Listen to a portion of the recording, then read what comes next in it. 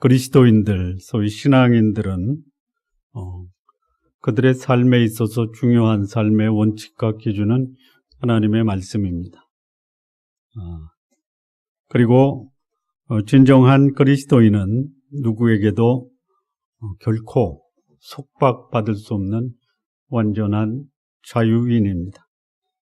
그리고 진리를 거스리는 경우나 거짓과 허위 앞에서 담대히 그것이 아니다 라고 말할 수 있는 사람들이 그리스도인입니다. 우리 성도님들 다 이렇게 사시는 성도님들 되시기 바랍니다. 어떻게 살라고요? 하나님의 뜻 앞에 순종하고 누구에게도 속박되지 않는 완전한 자유인으로 삶을 사시기 바랍니다. 뿐만 아니라 진리를 거스리는 경우에 그 대상이 누구든 그들 앞에서 담대히 거짓과 허위를 지적하는 그런 삶을 우리 성도님들 사시기를 바랍니다. 꼭 그렇게 사시기 바랍니다. 물론 권위 앞에서는 겸손과 온유한 자세로 존경을 표해야 합니다. 그러나 그 권위가 진리 앞에서 잘못되었을 때에는 그 잘못을 눈 감는 것도 결코 바람직한 것이 아닙니다.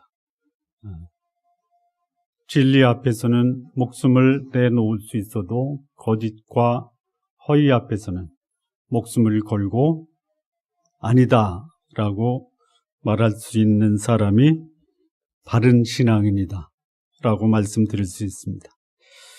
또한 하나님 앞에 굴복한 사람은 모든 사람 앞에서 자유한 사람입니다. 하나님이 사용하시는 사람, 그는 진리에 사로잡혀 진리로 세상을 흔드는 사람입니다. 성도님들 자유인으로 사시기 바랍니다. 그리고 거짓과 허위가 진리를 외면할 때 담대히 진리를 외칠 수 있는 진정한 자유인으로서의 삶을 사시기 바랍니다. 바울이 예루살렘에서 자신을 죄인으로 신문하려는 대제사장, 바리새인, 사두개인 그들 앞에서 오히려 당당하게 자신의 입장을 표명합니다. 그리고 자신을 물리적으로 폭행하는 자를 향해서 회칠한 담이다 라고 그들의 위선을 드러내고 있습니다. 예수님이 바리새인들을 향해서는 회칠한 무덤이다 라고 그들을 책망하셨습니다. 바울은 오늘 대제사장, 사두개인, 바리새인을 향해서 뭐라고 경고하냐 하면 회칠한 담이다 이렇게 경고합니다. 무덤과 담 상당한 차이가 있죠. 썩은 냄새 나는 시체, 무덤을 들춰내면 썩은 냄새가 나는데 썩은 냄새 나는 것을 흙으로 덮고 거기에 회를 칠해서 마치 아름다운 분봉으로 썩은 시체를 가리고 있다. 누구를 향해서 예수님이 그렇게 강력하게 책망을 하셨냐 하면 바리새인들입니다. 근데 오늘 이 바리새인, 사두개인, 대제사장 앞에서 바울은 그들을 향해서 뭐라고 책망을 하냐면 회칠한 담이다라고 책망을 합니다. 회칠한 담. 회칠하기 전에는 거기에 무엇이 써 있었을까요? 알 수가 없다. 왜 알 수가 없냐? 전혀 언급이 없기 때문에. 여러분이라는 인생 담벼락에 아름다운 글이 써 있으면 지우겠습니까? 여러분의 인생 담벼락에 결코 노출시키고 싶지 않은 것들이 거기에 기록되어 있다면 그거는 회로 바를 것입니다. 여러분, 누군가가 좀 어둡다 또는 더럽다, 낙서가 돼 있다. 그러면 그 사람과 사귈 때 내 담벼락에도 그들이 가지고 있는 더러운 흔적이 내 인생 담벼락에 쓰여지겠습니까? 아니면 나로 인해서 그들의 담벼락에 쓰여져 있는 그 어두운 것이 깨끗하게 씻겨지겠습니까? 어떤 삶이 여러분의 삶이 되기를 원합니까? 우리 성도님들로 인해서 지우고 싶은 인생의 낙서가 우리 성도님들로 인해서 지워지는 그런 영향력을 나타내는 삶을 사시기 바랍니다. 얼마 전까지만 해도 뉴욕의 거리는 낙서로 뒤덮여 있었습니다. 지금은 낙서가 다 지워졌습니다. 그리고 낙서가 지워지자 범죄율도 급격히 떨어졌습니다. 여러분의 인생을 낙서로 채우지 마시고요. 아름다운 그림, 아름다운 글로 채우시기를 바랍니다. 그런데 이 대제사장, 사두개인, 바리새인들, 그들의 인생 기록을 보면 감히 공개할 수 없는 더러운 추한 글로 또는 추한 낙서로 뒤덮여 있었다. 그런데 그것을 회로 감췄다라는 것이 이거를 바울이 지적하고 있습니다. 차마 보여주기 싫은 추잡한 자기 인생 이야기를 지우고 살아가는 이들이 누구냐? 당대의 대제사장, 바리새인, 서기관들입니다. 종교 지도자들. 요즘에는 자기의 더러운 인생을 지우기 위해서 하는 일이 뭡니까? 회를 칠합니까? 아니면 자기의 잘못을 알고 있는 사람을 제거합니까?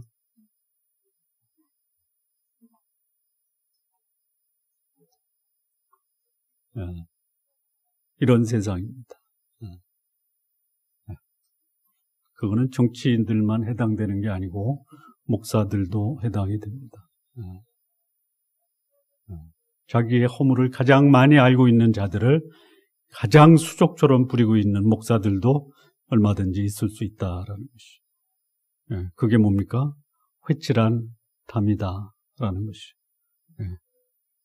하나님의 사람은 어둠과 오염으로 점철된 이 세상을 빛으로 바꿀 책임이 있는 사람입니다. 더 나아가서 어둠을 어둠이라고 지적할 수 있는 용기를 발휘해야 되는 사람이 그리스도인입니다.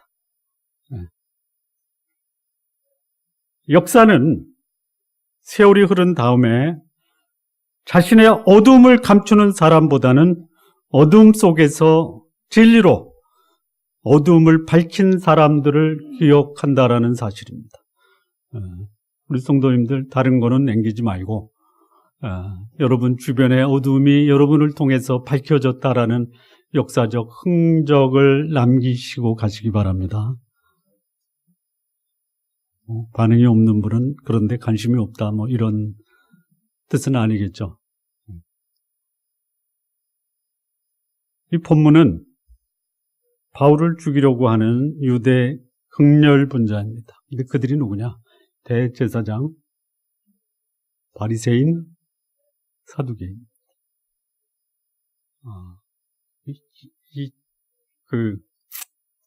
양극단이 있어요. 사실 종교 지도자로부터 욕을 먹으면 둘 중에 하나입니다. 깨끗하든지 더럽든지. 성도님들은 깨끗해서 종교 지도자들로부터 욕 먹으시기 바랍니다.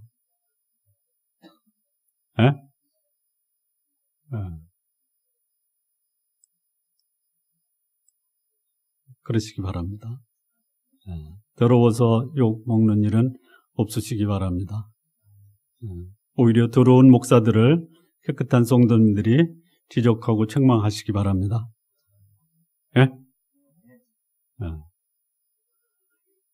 자, 바울이 복음을 전하고 여기 바울은 뭐라고 그러냐면 하나님 앞에서 양심의 거리낌이 없다 이렇게 얘기합니다. 양심의 거리낌이 없는 사람이 당시에 종교 지도자들 앞에서 살해 위협을 당하고 그리고 공개적인 자리에서 재판을 받고 있다라는 것이죠. 이런 소위 공개적 재판을 받고 있는 예루살렘 공회에서 바울은 어떻게 대처했는가가 본문에 기록이 되어 있습니다. 세 가지만 함께 나누도록 하겠습니다. 첫 번째입니다. 1절부터 3절을 보면요.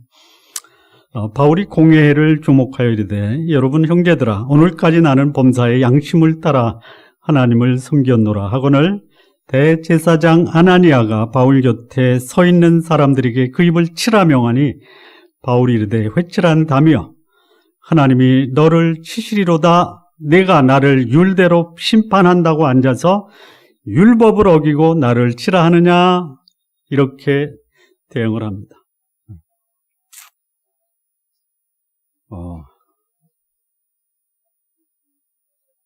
공권력 앞에서 당당한 사람 별로 없습니다. 특히 인권이 무시되고 사람의 생명을 하찮은 일개 짐승처럼 취급하는 공권력 앞에서는 누구도 당당하게 맞서기가 어렵다 이겁니다. 제가 들은 얘기 중에 소위 옛날 안규부에 끌려가서 자기를 신문하는 사람을 호통친 사람이 한 사람 있었다. 한 분이 계셨다.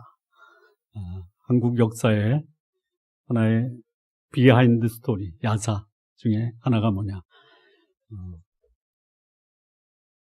정권, 공권력 앞에서 당당하게 그들을 호통친 사람. 누굴까요? 모르시죠? 제가 들은 것은 누구냐? 문익한 목사님이 그러셨다. 거기 가면 모든 사람이 오금이 저려서 숨도 못 쉬는데 여기 바울 공권력 앞에 서 있어요. 그런데 이 해칠한 담 같은 놈들아 이렇게 얘기하는 거야. 좀 더 심하게 얘기하면 내가 여기 서 있어야 될 이유가 아니라 너희 같은 놈들이 여기 앞에서 하나님 앞에 심판을 받아야 된다. 이렇게 당당하게 외치고 있는 거야. 이게 하나님의 사람들, 진정한 신앙인, 복음으로 인생을 살아가는 사람들이 이런 당당한 모습으로 공권력 앞에 대응할 수 있다라는 것이에요. 여기 공권력 앞에 선 이 바울의 모습이 죄인의 모습이라고는 찾아볼 수가 없어요. 하나님 앞에 당당한 사람, 사람 앞에서도 당당할 수 있다.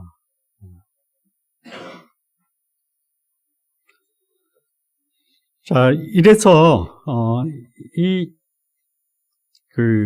대제사장이나 바리새인이나 사두개인이 바울을 죽이려고는 하지만 자기들 권한에는 사람을 사용할 권한이 없습니다. 그래서 나중에 총독 앞에 바울을 고발합니다.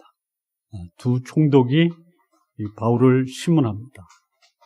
첫 번째 총독이 누구냐면 벨릭스라고 하는 총독입니다. 전혀 죄를 찾아볼 수가 없어요. 그런데 유대인들을 부수리기 위해서 2년을 재판하지 않고 끌다가 로마에 소환이 되고 돌아갑니다. 그 후에 온 총독이 누구냐? 베스토라고 하는 총독입니다. 베스토가 공정하게 심판을 하면서도 교활하게 유대인과 타협을 합니다.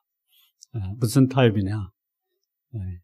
가이사라 빌립보에서 재판을 하고 있는데 유대인들의 그 성화가 크니까 바울한테 이렇게 말합니다. 내가 너를 예루살렘에서 다시 심문하겠다.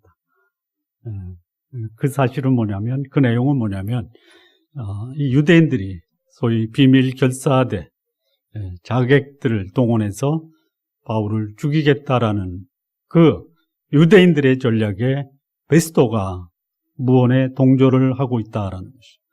그때 바울이 나 예루살렘에 안 간다. 나는 로마 시민권자다. 그래서 가이사 앞에서 나는 재판을 받겠다. 그래서 2,000명을 수용, 로마 군인 2,000명? 하여튼 바울을 보호할 수 있는 수많은 로마 군인들이 바울을 호송해서 로마까지 호송했다라는 것이에요. 예. 자, 이게 바울의 모습입니다. 예. 베리스 앞에서 바울이 이런 고백을 합니다. 사도행전 24장 16절, 이것으로 말미암아 나도 하나님과 사람에 대하여 항상 양심에 꺼리낌이 없기를 힘쓴다라고 합니다. 우리 성도님들, 하나님과 사람 앞에 양심에 꺼리낌이 없는 삶을 사시려고 노력은 하십시오. 쉽지는 않지만 그래도 그냥 이를 악물고 양심에 꺼리낌이 없는 삶을 사시도록 노력은 좀 하십시오. 저도 살 수는 없어도 노력을 하려고 발버둥 치는 사람 중에 하나입니다. 자, 여기 양심에 꺼리낌이 없다. 양심이라는 게 뭡니까? 양심이 뭔지 알아야 양심에 꺼리낌이 없죠. 양심이 뭡니까?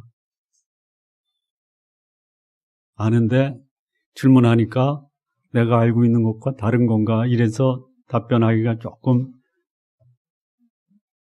부담스럽죠? 그렇죠? 양심이 뭡니까?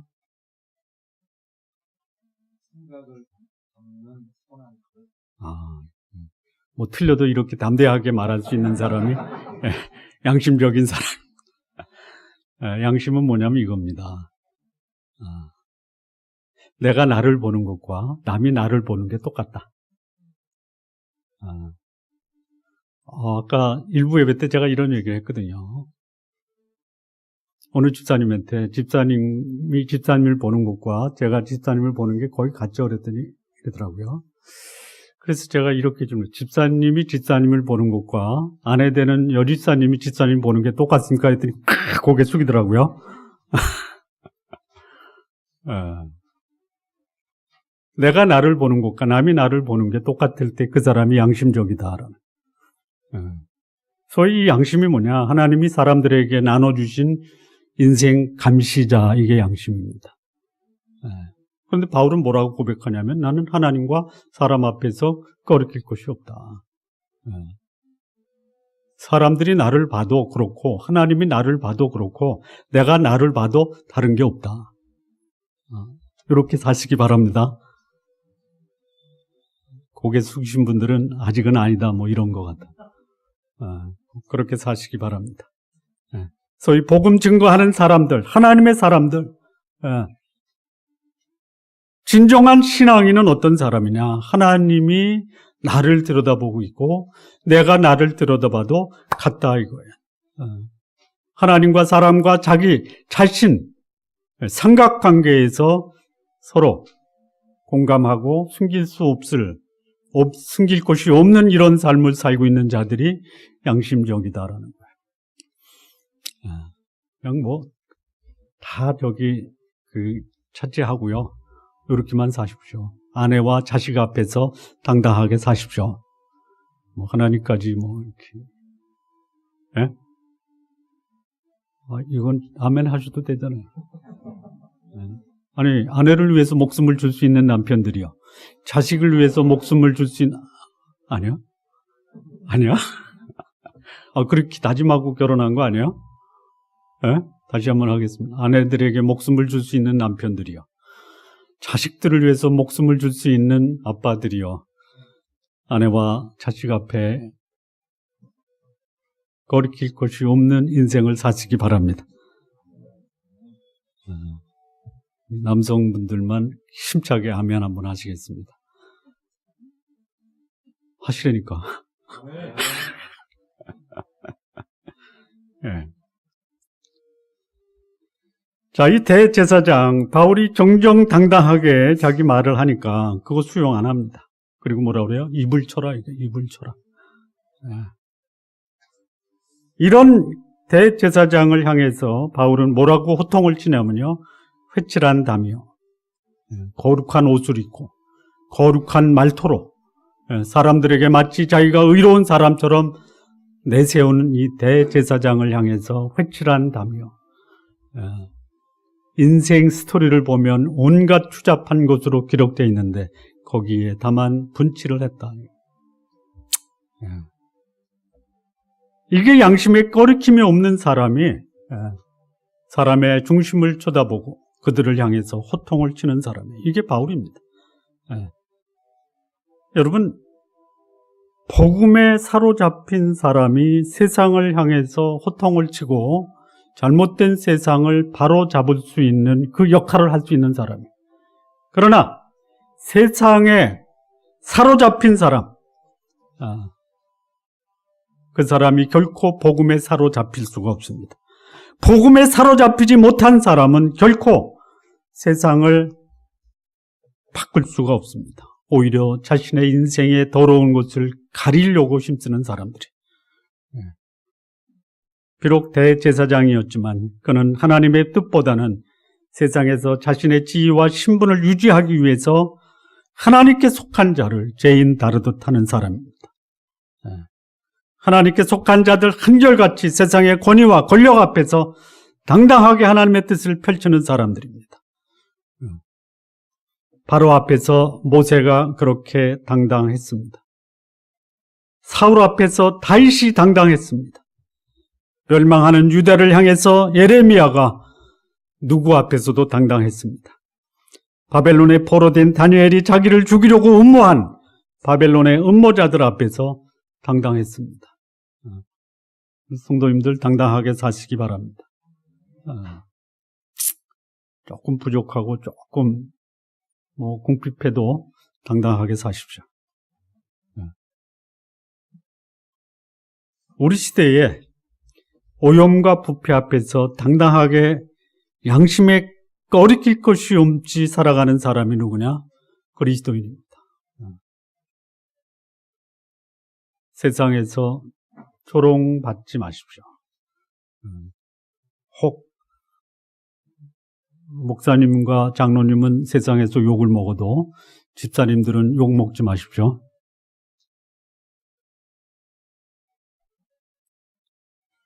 장로님 앞에서 아멘 하기가 조금 그렇죠?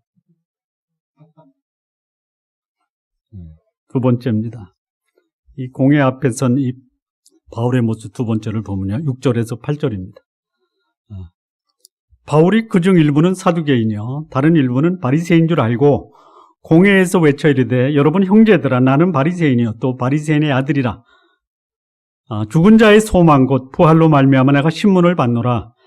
그 말을 한즉 바리새인과 사두개인 사이에 다툼이 생겨 무리가 나누어지니 이는 사두개인은 부활도 없고 천사도 없고 영도 없다 하고 바리새인은 다 있다 함이라. 이 공회 앞에선 이 바울의 모습을 보면요 굉장히 지혜롭습니다. 그래서 바울의 진술로 인해서 바리새인과 사두개인 사이에 분쟁이 일어나고 결국 그들 스스로 바울이 잘못된 게 없다라고 합니다. 우리 신앙인들은요 소위 뱀처럼 지혜로워야 됩니다. 그리고 비둘기처럼 순결해야 합니다. 자, 이 예수님을 대적했던 바리새인 사두개인이거든요. 거기에 누가 또 동원되냐면 대제사장도 동원됐고요. 이 당시에 유대인들의 적 중에 가장 큰 적이 누구냐면 로마인 빼놓고요. 헤롯 땅입니다. 그러니까 예수님을 죽이는데 평소에는 결코 상존할 수 없는 세력들이 다 결탁을 하는 거예요. 대제사장, 헤롯 땅, 바리새인, 사두개인. 종교적 신념과 정치적 이념이 다 달라요. 근데 공통점이 하나가 있어요. 공통 분모가 하나 있어요. 뭘까요? 공통점이 뭘까요? 요 네 부류의 공통점이 딱 하나가 있어요. 뭐죠? 기득권이에요, 기득권. 이걸 다른 말로 조금 풀어서 말씀드리면 탐욕과 욕망이 공통점이에요. 그것을 위해서 결탁하는 거예요. 서로 다른 가치, 신념으로 적대 관계였어요. 근데 이 두 세력, 네 세력이 예수 그리스도라는 공동의 적으로 인해서 협력했다라는 것이. 성경을 알고 있었던 사람이에요. 그런데 이 성경 하나님을 자신의 욕망과 탐욕의 수단으로 여겼던 이 바리새인, 그리고 제사장의 후손으로 유대의 지배층을 이루었던 사두개인, 이제는 그들에게 소위 경제적, 정치적, 사회적 타격을 입혔다라고 예수님을 공격했던 그들이 이제는 바울을 향해서 공동전선을 피는 것이. 자, 이념과 가치가 다른 이들이 협력할 때는요, 공동의 목표가 있어요. 근데 그건 대부분 이념, 가치가 아니라 탐욕과 욕망입니다. 그게 해결되면 어떻게 돼요? 또 갈라서는 거예요. 역사 속에 이런 일들은 계속 지금도 일어나고 있습니다. 2차 세계대전 당시에 독일에 대항했던 민주진영과 공산진영이 손을 잡죠. 독일이 멸망하니까 어떻게 돼요? 역사에 없었던 냉전 시대가 도래했습니다. 일본에 맞섰던 중국의 공산진영과 소위 그걸 민주진영이라고 하나요? 모태통과 장개석 총통이 국공 합작을 합니다. 그리고 전쟁이 끝나고 장개석 총통은 대만으로 쫓겨가고 중국은 공산화가 됩니다. 이게 역사예요, 이게. 이 역사가 20세기에 일어난 역사가 아니라 이미 1세기 때부터 그런 역사는 1세기가 아니라 인간 시작 때부터 이런 역사는 시작이 됐다라는. 자, 그런데 바울이 그렇게 네 세력이 힘을 합쳐서 공격할 때 오히려 그들을 이용해서 위기를 극복하는 지혜를 발휘했다라는 것이. 여러분, 잘못된 삶을 살면요, 잘못된 것 때문에 자기가 불이익을 당하는 건 받아야 돼요. 그런데 양심의 꺼리낌이 없고 진리를 위해 살다가 소위 다수에 의해서 공격을 당할 때는 그것을 지혜롭게 대처할 수 있어야 돼요.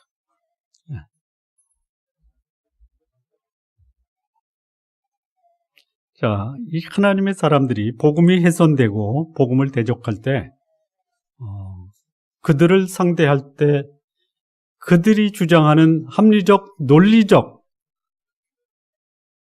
이 대응을 동일하게 논리적, 합리적으로 대응해야 돼요.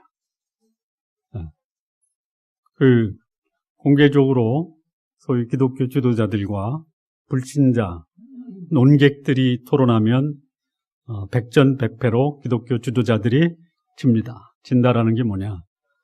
부러워하면 지는 겁니다. 부러워하지는 않는데요. 기독교 지도자들이 공개 토론을 하면 나중에 하는 말, 그리고 끝냅니다. 당신들 그러다 지옥 가도 당신 책임이야. 이렇게 끝냅니다. 이건 증거예요. 증거예요. 차라리 모르면 가만히 계세요. 적어도 그들이 논리를 가지고 사상을 가지고 우리 기독교를 공격하면 우리는 그보다 더 논리적이고 사상적으로 무장하고 있어야 돼요. 준비하지 않고 지혜롭게 대처하지 않으면 복음은 그들 앞에서 조롱거리밖에 될 수 없다라는 것이. 소위 불신앙의 세력에 대해서 논리적이고 합리적인 지식을 가지고 그들의 논리를 극복할 수 있는 소위 변증법적 지식을 가지고 있어야 됩니다.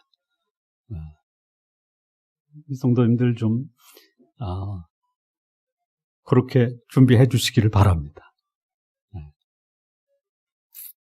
자, 이 바울이 어떻게 해야 하냐면요, 바리새인과 사두개인들을 향해서 그들이 다르게 믿고 있는 그들의 신념을 지적하고 그들의 공격을 무력화시키는 것이.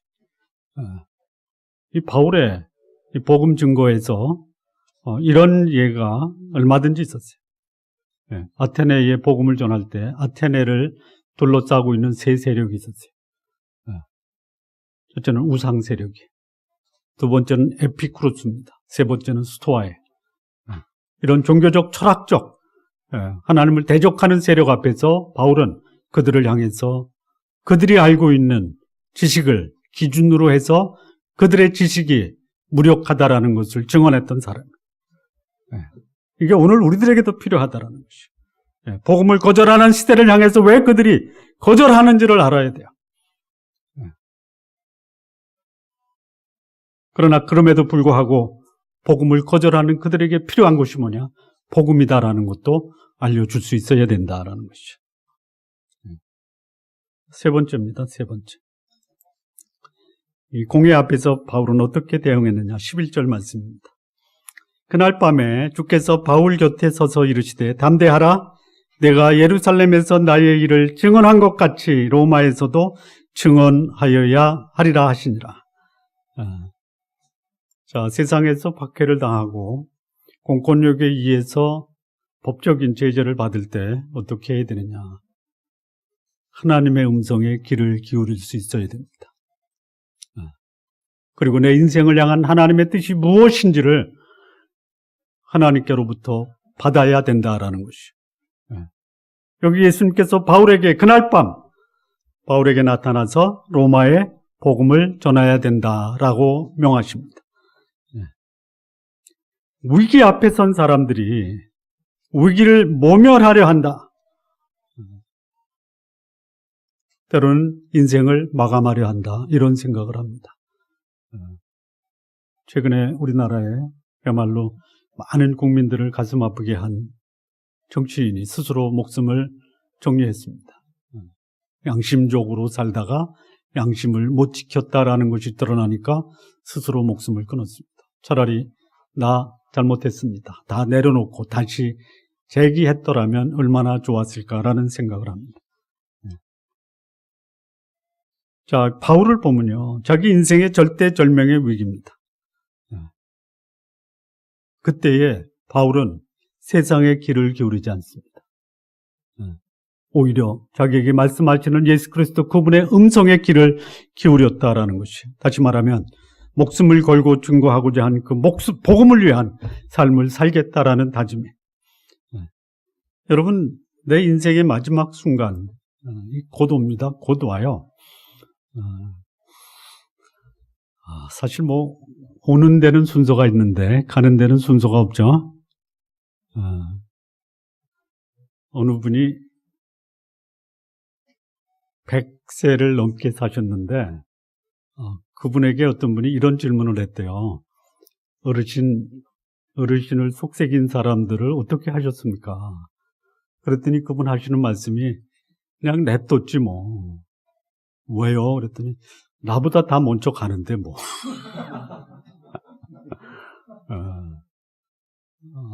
저는 우리 유장로님이 여기 예배드리는 모든 성도님들 다 장례를 치러주시고 가셨으면 좋겠어요. 아멘 하세요. 네? 우리 장로님은 이 생에 대한 그런 욕심이 없으신 분이에요. 그런 좀 당당한 모습이 있어야 되지 않겠냐라는. 자, 갑니다. 다 가요. 어떤 삶이 가치 있는 삶이냐. 조금 오래 살 수 있고 조금 빨리 갈 수 있어요. 오래 산 게 가치 있는 게 아닙니다. 빨리 가는 것이 그렇다고 그 삶이 가치, 그것도 아니에요. 무엇을 남기느냐가 더 중요한 것이에요.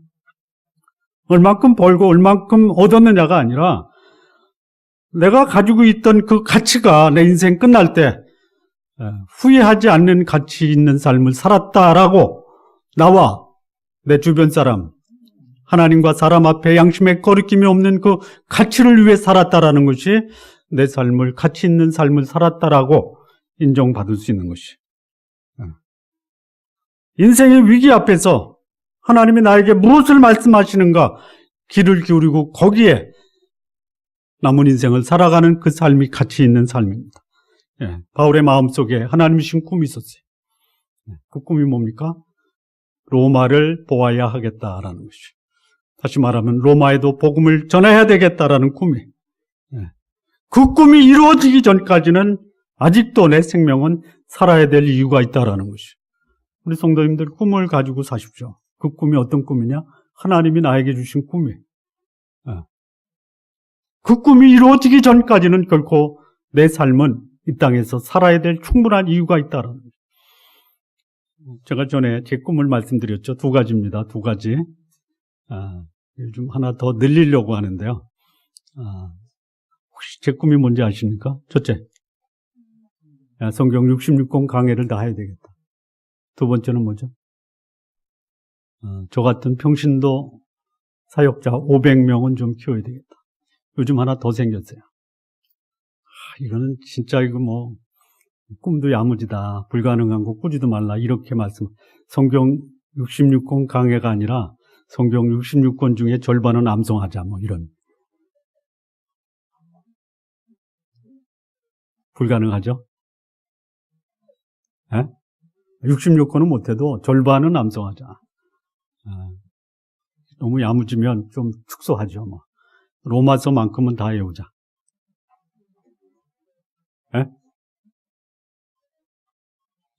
8월 11일부터 로마서 공부를 하는데요. 이런 야무진 각오가 있으신 분들은 오십시오. 한 자리 남았습니다. 한 자리 남았어요. 15명으로 모집 인원을 제한하려고 하는데 이제 한 자리 남았습니다. 초등학교 6학년 아이도 로마서를 다 외우겠다라는 강한 열망을 가지고 참석하겠다라고 의사표명을 했습니다. 반응이 없어. 나는 관심 없으니 그럴 관심 있는 사람만 선발해서 시작하십시오. 이렇게 제가 받아들이겠습니다. 자, 애굽의 총리가 된 요셉을 보면요, 그가 꿈이 있었어요. 꿈.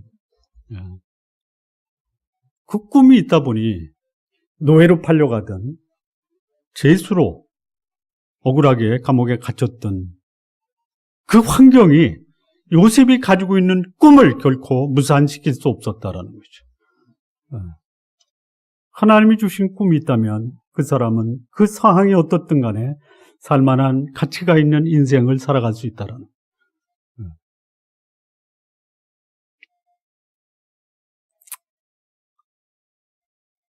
자, 바벨론의 총리를 지낸 다니엘이요.